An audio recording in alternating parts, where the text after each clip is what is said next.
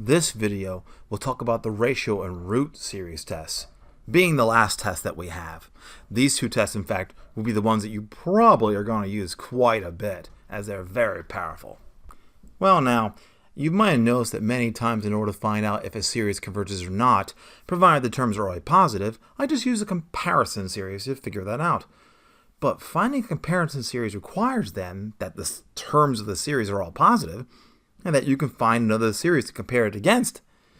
Well, we can make a new series just by taking the absolute value of all the terms, because we just discussed absolute convergence. But also, finding that new series to compare it against might be really still pretty challenging. So we'll be really clever, and we'll compare the series against a geometric series, provided that this new series that we're working with right now is kind of like a geometric series. In a geometric series, every term is related to the next term by multiplying by a common ratio. So let's look at series only, where if you compare the ratio of the current term to the next term, that it's in the limit near to a common ratio. Now, if you look at the limit of the absolute value of the Now, if you look at the limit as n goes without bound of the ratio of a term in that sequence divided into the next term of the sequence, where this is the sequence that makes our series, and put an absolute value. Let's assume that limit is L, so that this is supposed to mimic the behavior of a geometric series, but here, if it really was a geometric series, this division would always be the common ratio. Here I'm just assuming it's getting close to some number. Also, though, again, to mimic the behavior for a geometric series, let's consider only where the geometric series would normally converge, and that's if that common ratio is less than 1. So we'll assume that the limit is less than 1. Now, to make our comparison series, pick some real r that's more than L but less than 1. Anything will do, we don't care. Now, since the limit is approaching L, and L is less than R, then eventually every single one of these terms in this new sequence will be less than R for all values of n past some unknown index, because they eventually have to get close to R. But if you just multiply both sides by the absolute value of a sub n, since it's positive, the direction of the inequality won't change, and you get this nice little identity, so that the absolute value of a sub n plus 1 would be less than or equal to the absolute value of a sub n times this ratio r, where that's true for all integers n that are greater than or equal to this one unknown number, some positive integer. Then let's use this then. If this is true for any integer little n, let's use it for when little n is capital N. Clearly, though, then, if little n is capital N, then just replace this n and that n with capital N, you get that result. But it's also true if little n is capital N plus 1. That would then be the next term in the sequence, or in this case, in our series as we add things up. That would then be, just replace this n with capital N plus 1. You would get the absolute value of a sub capital N plus 2 is less than or equal to the absolute value of a sub capital N plus 1 times r. But we know what this is less than also. That would be less than the absolute value of a sub n times r. So then when you multiply these two r's together, you get the absolute value of a sub n in absolute value times r squared. So the absolute value of a sub capital N plus 2 is strictly less than the absolute value of a sub n times r squared. Now, you can just keep doing this forever, over and over and over again, and in general, you get this identity that for any integer m that is 1 or more, or even 0, actually, I should put a 0 here, the absolute value of a sub capital N plus m is going to be less than the absolute value of a sub n. Notice that this is fixed. This is not changing as m does, times some power of r, where the power depends upon what m I use. So let's continue with that argument. If you remember, in general, we have that a sub n plus m is less than or equal to the absolute value of a sub capital N times r of m, and that's true for all m greater than or equal to 1. But if you look at only this term, notice that m is the same as the thing changing. This capital N is a constant. So if you take the series as m goes from 1 to infinity of this particular sequence, that's a geometric series. And in fact, it converges because remember, r is less than 1. But then if you look at the series from m goes from 1 to infinity of the absolute value of a sub capital N plus m, you can re-index that, call this n, and you would get the series as little n goes from capital N plus 1 to infinity of the absolute value of a sub n. That thing, that new series, that theory then converges by direct comparison because each of these terms is going to be less than that term because of what I said right here, and we already know that this series converges. So this series therefore converges by direct comparison with that one. Well, now if that's true, then the series where I look at the original series way back when and take the absolute value of the terms, that's the same as look at the first n, capital N terms, so that's the absolute value of a sub 1 plus the absolute value of a sub 2 up to plus the absolute value of a sub capital N. That's a finite number of terms because this capital N is fixed. So of course that converges. It's just a normal sum. So that's a number. Plus this thing, but this is a series that we already know converges. So this series is a finite number plus a finite number. So this series now converges. But if the series of the absolute value of the terms converges, then the original series converges absolutely. And that then gives us a really nice result, at least in the case where the limit of that absolute value of the ratio of those terms is L and it's less than 1.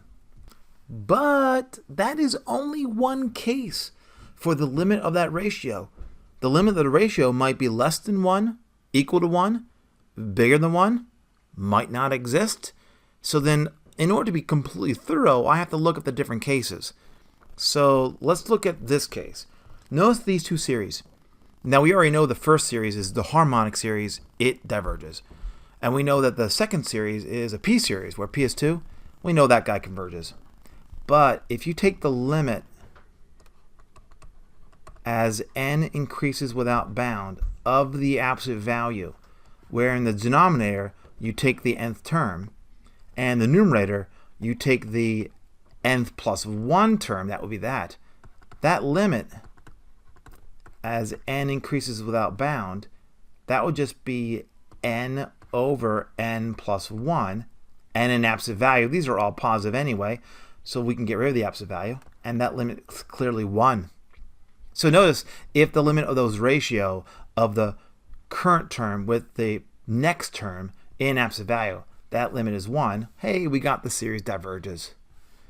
But if you look at this one, again, take the limit as n increases without bound of, in the denominator, take the nth term that makes this series, and in the numerator, take the next term, so replace the n with n plus 1. That would then be the limit as n grows without bound of, you would get n squared over n plus 1 squared, and I think you can probably see that that limit is actually also 1. So this time, if you take the limit of that absolute value of the ratio of the nth term with the next term, that limit is 1, and this time the series converges. So if the limit is 1, you don't know if the series converges or diverges. So in that case, you can't say anything. So if that limit's less than 1, then the series converges absolutely. If it equals 1, then we don't know. And if it's greater than 1, I just won't prove it. Instead, I'll just give you the result. The proof, in fact, if you want to see it, is very similar to what I did the first time around when L was less than 1. that results in the ratio test. So suppose you have any series, and suppose that when you take that limit of the absolute value of the nth term in that series with against its preceding or later term a sub n plus 1, if that limit is L, there's then three easy cases. If L is less than 1, then the series actually converges absolutely. If it's more than 1, the case I'm choosing not to prove, that series just actually diverges completely. And if L equals 1, then the test is inconclusive. If the limit doesn't exist, you can't really say much unless the limit would then be infinite. And we're just not going to bother with that case. Now, that's not the only way, though, to compare your series against a geometric series. In the geometric series, the terms in the geometric series would have the form of a times r to the n as n goes from 1 to infinity. If you were to take the nth root of a r to the n, notice that that would then be the nth root of a, which is hopefully positive, times the nth root of r to the n, which hopefully the r is positive, so that you then get the nth root of a times r. So in the limit, you would find then that as n grows without bound, assuming the a and the r is positive, that the nth root of a r to the n, that will just be r, because this guy has to go to 1. So this is just another way to form a comparison series, which would be a geometric series, and this would be the ratio that we would use to construct such a geometric series. So now in our case, to use the similar ideas, the proof is very, very similar to what I've already done when I proved the first portion of the ratio test. If you have any series, and you suppose that the limit of the nth root of the absolute value, that way everything's positive, of a sub n, as n goes to infinity, if that limit exists and is L, then if L is less than 1, then the series actually converges absolutely. If it's more than 1, then the series diverges, and if L is 1, then the series may either converge or diverge. You need another test. Notice the results, the actual separation of how you use the L is the same as in the ratio test. So you might wonder between the two, since they're so similar, which is considered stronger. The root test is stronger. It's stronger because there are certain series that when you use the root test on it, it will say the series converges absolutely. But when you use the ratio test on it, you can't tell. The series might converge or diverge. But between the two, the ratio test is actually easier to use because the root test has to do with an nth root, and doing limits with nth roots is typically not terribly nice. So we tend to use the root test only if there's nth powers, so that the nth root and the nth power cancels. Pretty much otherwise, we just don't bother, and we try the ratio test instead. Let's try a few. So I want to know if this series here converges or diverges. So I will use the ratio test to do so. To do that, let's just take the limit. As n grows without bound, I'd have a fraction. In the denominator, just use the term that makes the series, and the numerator, just replace the n with n plus 1. So you get n plus 1 squared all over 3 to the n plus 1. Put the whole thing in absolute value, and now find out what that limit is. You're hoping the limit is just not 1 and that it exists, because that way you can say if it converges or not.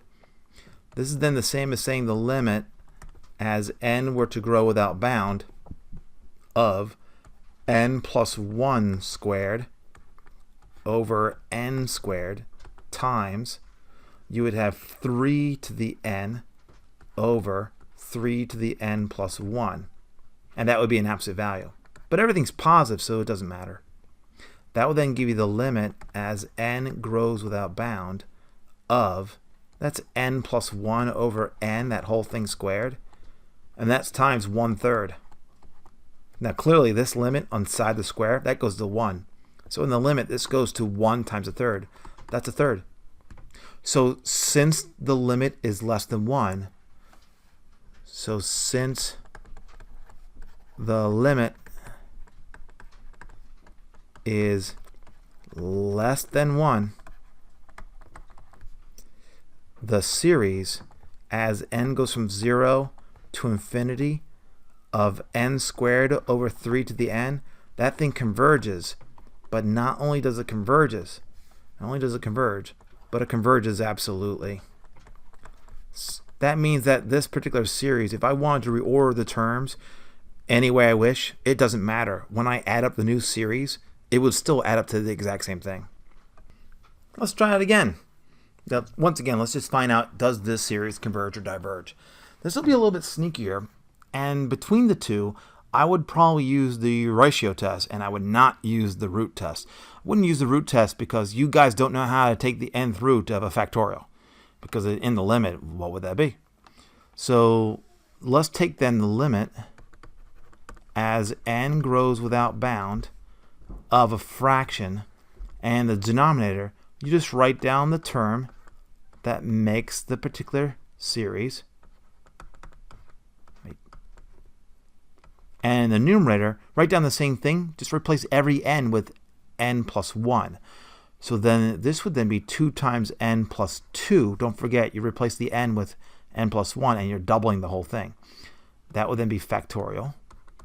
And that's all over n plus 1 factorial, that quantity squared. And that's all in absolute value. So that's the limit as n were to grow without bound. I'm just going to take the numerator and divide by this. But when you divide by the fraction, all you do is multiply by the reciprocal.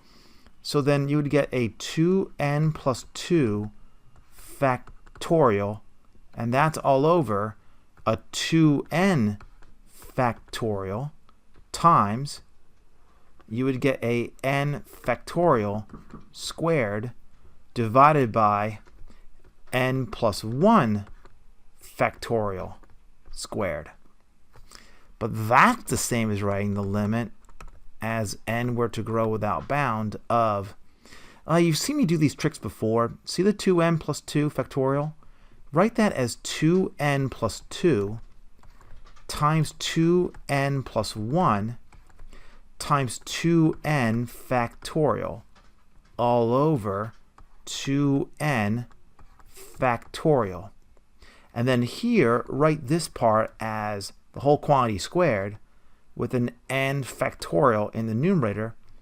But then you have n plus 1 factorial. Write n plus 1 factorial as n plus 1 times n factorial. When you do that, you then get the limit as n grows without bound of, you would get a 2n plus 2 times a 2n plus 1, and now the 2n plus factorials cancel, and then you'd have the n factorials cancel.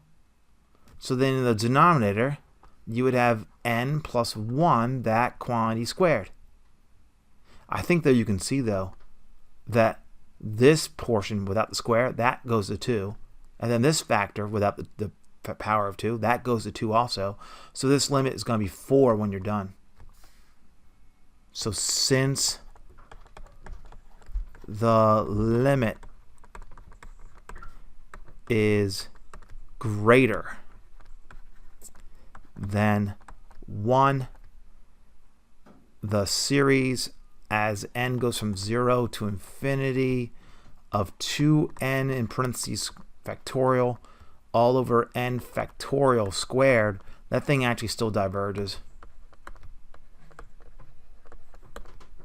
And that would be by the ratio test.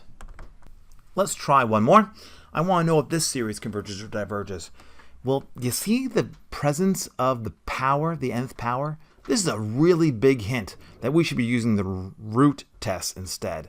So I'll look at the limit as n goes to infinity of the nth root of the absolute value of the inside term.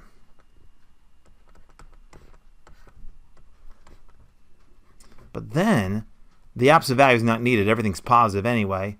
And then the nth root and the nth power cancel. So you just get the limit as n increases without bound of, you just get 1 over n plus 1. And clearly that limit's 0. So since the limit is less than 1, then the series as n goes from 0 to infinity of 1 over 1 plus n to the n, this thing converges absolutely.